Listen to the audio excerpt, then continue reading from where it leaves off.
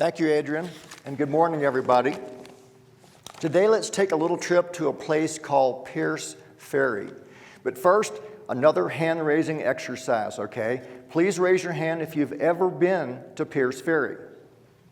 Oh, wow, more than half of you guys. Okay, well, I don't need to say most of this then.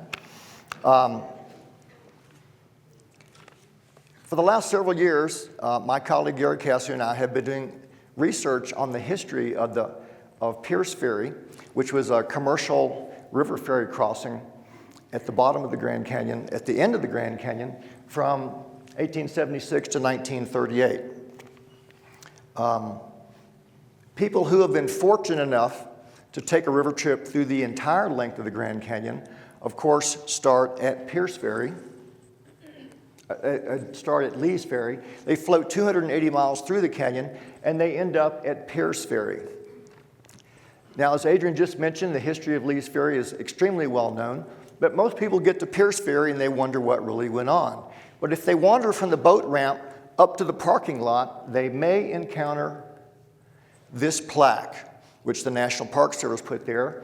It's a very vague and general, and I use the word vague with all honesty, description of the history of the Pearce Ferry area, mainly mentioning the other ferries that existed downstream. So if you've ever seen this plaque and wondered what really went on at Pearce Ferry, then wonder no more, because the goal this morning is to talk about the similarities between these two ferries. And the first similarity that I think is most important is that both ferries were established by order of the Mormon Church of Utah in order to facilitate Mormon settlement of Arizona. The second similarity is that both ferry masters, John D. Lee and Harrison Pearce, were present at the Mountain Meadows Massacre of 1857.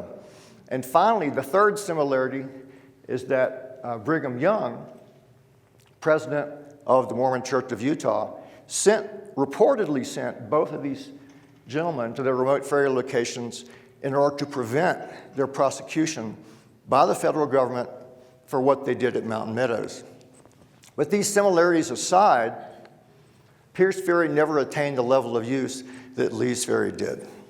Pearce Ferry was not always known as Pearce Ferry. Harrison Pearce here first named it his Central Ferry, and it was sometime later when it began to be referred to as Pearce's Ferry. It's also been referred to as the Colorado River Crossing. It's been referred to as Steen's Ferry, and it's also been called Emory Ferry. Harrison Pearce, who looks a lot like many men in this room, was a man of many talents, okay? He was a farmer, he was a soldier, he was a businessman, he was a musician, he was a choir leader. In the 1880 federal census of St. George, Utah, Harrison Pearce, the first name up there, asked to have his occupation listed as that of carpenter, even though that was one of the years when he was the acting ferry master at Pearce Ferry. So we think he had some kind of identity conflict going on. He was born in Georgia in 1818. He joined the Mormon Church in 1845. He reached Salt Lake City in 1852, and then things started to happen. In 1857, Brigham Young called upon Brother Pearce to lead a group of Mormon pioneers to establish a new settlement down near St. George, Utah. When Pearce arrived there, he was immediately appointed as captain in the 4th Mormon Militia, led by no other than the infamous John D. Lee. The rest is history. Most of you probably know it. I'll go into it very briefly, but due to a series of incredibly, remarkably unfortunate events, over 100 unarmed men and women from a wagon train of immigrants from Arkansas bound for California were killed by the 4th Mormon Militia. Federal arrest warrants were issued for both Harrison and Pearce, for both Pearce and Lee, although Lee was the only one tried, convicted, and eventually executed for his role in what's become known as the Mountain Meadows Massacre. In 1876, just as Lee was on trial for murder, Brigham Young intervened in Brother Pearce's life yet again. He called upon Pearce to proceed south from St. George, Utah, and establish a ferry across the Colorado River to facilitate Mormon settlement of Arizona. So Pearce proceeded to the ferry crossing where he met this gentleman, Jacob Hamlin, the famous Mormon explorer, kind of a scary looking guy. And they started building the first ferry boat in December of 1876. The ferry boat was completed probably in January of 1877. And the first ferry crossing, the first commercial ferry crossing of groups from Utah into Arizona was on March the 17th, 1877.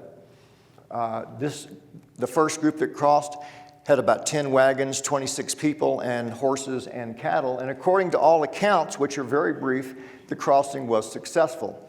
It's interesting to note that only 5 days after this crossing was made, John D. Lee was executed 100 miles north of Pearce Ferry at the original site of the Mountain Meadows Massacre.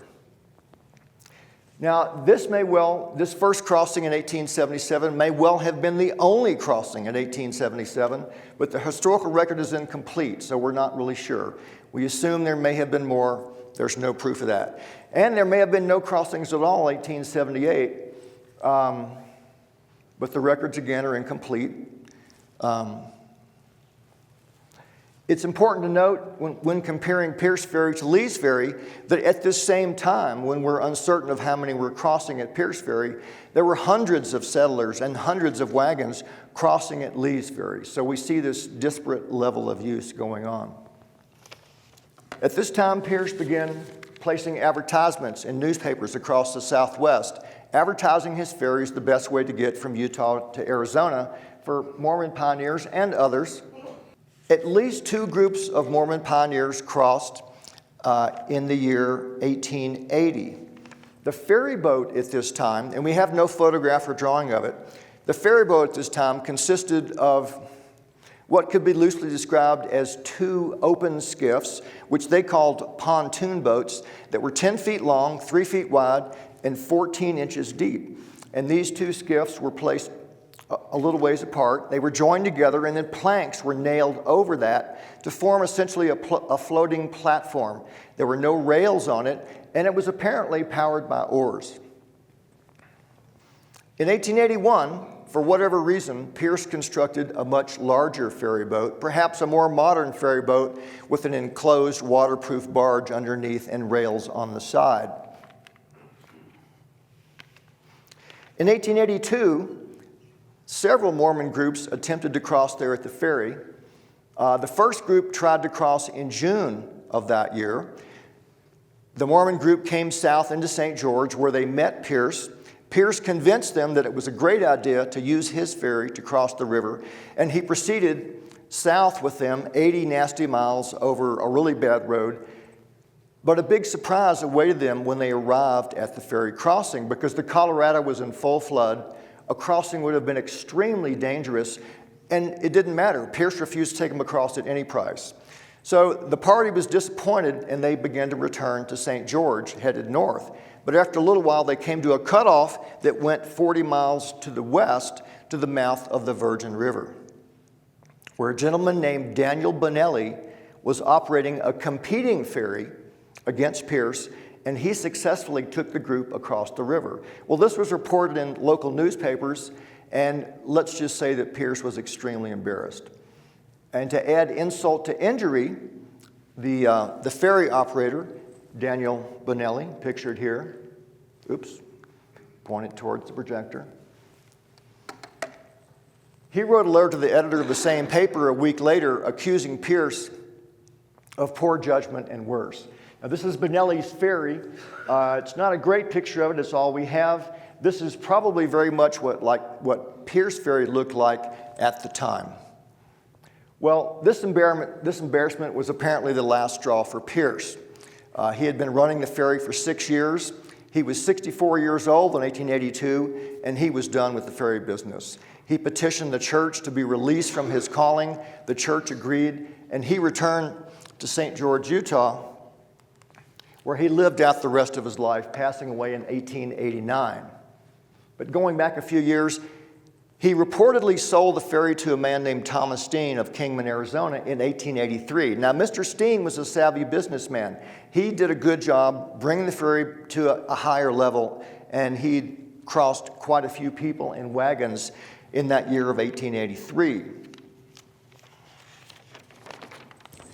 Now, oddly enough, there were Mormons also traveling from Arizona back into Utah to visit relatives. And late in 1883, we had a group of Mormons doing just that. One woman on the trip, named Elise Hunt, had previously traveled from Utah across Lee's Ferry into Arizona. She was headed back north to see her family. And once she got back to St. George, a friend asked her to compare the route across in the two ferries. And her answer was that, and I quote, "Each ferry was worse than the other."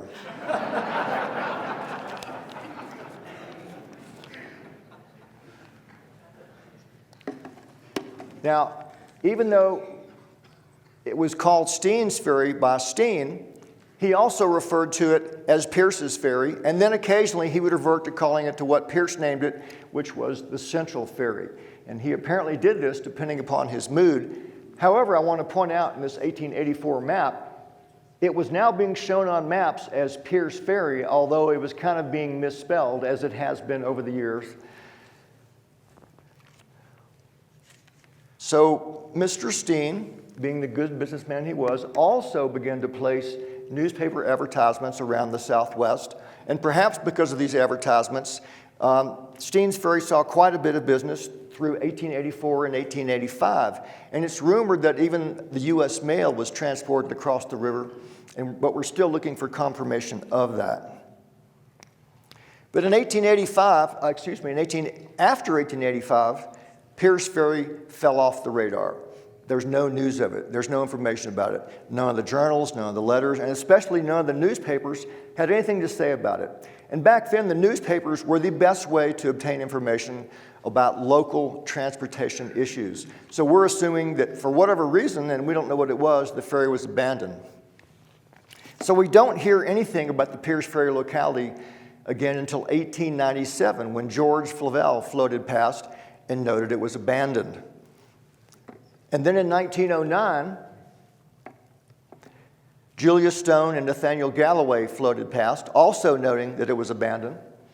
And even though it was abandoned, it was still on all the maps as Pearce Ferry. But as you can see on the map there, it's also misspelled as Pearce, P-I-E-R-C-E. And then, of course, the famous trip, the Kolb trip, passed in 1912, and they also said that it was abandoned. But the ferry miraculously came back to life in 1916, according to a front page article in the Kingman newspaper. The old Pearce Ferry was back in operation, but it didn't say who was operating it or what any of the details were. But we know it was a modern cable ferry, and we know that it was capable of transporting automobiles and large wagons. We know this from a 1917 article in the same Kingman paper that reported about the unusual crossing of a man named Walter Brown, who may well have been the ferrymaster, we don't know. Mr. Brown was transporting his own vehicle from south to north at Pearce Ferry. There was a series of cables that attached the ferry boat through pulleys up to a trolley on a big wire stretched across the river. And Mr. Brown's leather glove became caught in some of the irregularities on the cable leading into the pulley. 2 fingers of his right hand were immediately crushed, and the power of the cable was such that he was drawn forward and then flipped end over end and went into the river head first. Somehow he regained control of the situation. Somehow he got the ferry boat back to shore. Somehow he got his automobile off the ferry, and he quickly began to drive the 80 miles on a really bad dirt road back to Kingman when his automobile broke down. Mr. Brown had kind of a bad day. But after about 1917, after exactly 1917, Pearce Ferry once again falls off the radar. And we hear nothing about it. We hear nothing about it until 1923, when the Bird's Eye expedition that Helen talked about passed it. the photographer E.C. LaRue took a great photograph of the site. The photo points on river left. We're looking upstream to the northeast. In the background is the Grand Wash Cliffs. In the foreground, you will note the old stone building that Pearce reportedly built to live in and his family to live with him during the summers when he was operating the ferry. There was no news of Pearce Ferry until 1927 when the Eddy expedition passed, also reported it abandoned. But in 1933, Pearce Ferry came back into its last iteration. A man named Merle Emery obtained a franchise from the Mojave County Board of Supervisors to operate and maintain a ferry crossing at the old Pearce Ferry site for a period of 10 years. He called it the Emery Ferry, but of course everybody else called it Pearce Ferry again. And this was a thoroughly modern ferry, much like the 1916 iteration, with a waterproof enclosed barge at the bottom, rails around the side, and the cable set up to keep the ferry from floating downstream if something bad happened. Merle reportedly charged $2 for a car and 25 cents for a pedestrian to cross at his ferry, and he did a pretty brisk business carrying automobiles and wagons, but especially livestock across the river. It's thought that he made most of his money crossing large flocks of sheep. There were large flocks of sheep that wintered south of the river, south of Pearce Ferry near Kingman. Every spring, these flocks would be taken north across Emery's Ferry to summer on the high Shivwitz Plateau where there was good grass for the sheep, and then every fall they would come back down, cross the ferry, and go back to winter out in the desert. Merle also had other plans to make money with his ferry. He knew that Boulder Dam was going to be completed in about 1935, and he knew that the water would back up and inundate the site of his ferry crossing. So according to interviews conducted in the 60s and 70s with people who knew him extremely well, they said that one of the reasons he reestablished the ferry was to be able to claim compensation and damages from the federal government when his business was destroyed by the lake. This is a 1935 photograph that I really love. It was taken by the famous Grand Canyon ranger naturalist Eddie McKee, or perhaps his wife Barbara. And it shows the ferry in its last configuration. Okay, here's the waterproof enclosed barge at the bottom. Here's the on-ramp, there's the off-ramp. You can see the rails around the side, and these upright stanchions with the cables attached to them were used to raise and lower the on-ramp and the off-ramp. Merle also made money with his father, called Pop Emery, running this 26-foot motor rig up into the canyon, carrying tourists to make a little money on the side. And like every successful ferry operation, there was always an open skiff associated with it to do miscellaneous work around the boat. This is the last known photograph of Emery Ferry, probably taken, we're guessing, in 1938, immediately before Lake Mead rose and inundated the site. To me, the ferry, it's the same ferry in the last photograph, but to me it looks almost like it's been neglected for a while. Instead of being pulled up to the actual ferry landing, which is behind that little house right there, it's tied up by the rocks, almost like it's an afterthought. It's been put away. And also, the rear on-ramp is missing. But you'll notice the extra rails that are here in the middle in that configuration. I'm assuming that's where the sheep were enclosed when they were brought on the boat. Uh-oh. Well, very briefly, we'll do this. This is a picture of Merle Emery in the 1940s, 10 years after the ferry operation. And this is a picture of what Pearce Ferry location looks like today. We're looking north from the overlook over Pearce Ferry Rapid. We're seeing the mouth of Pearce Canyon out to the north there. And halfway between the big cut bank on the silt banks there and the other side, out in that big flat silt bank thing, Pearce Ferry is buried under 200 feet of sediment. Thank you all very much for your time.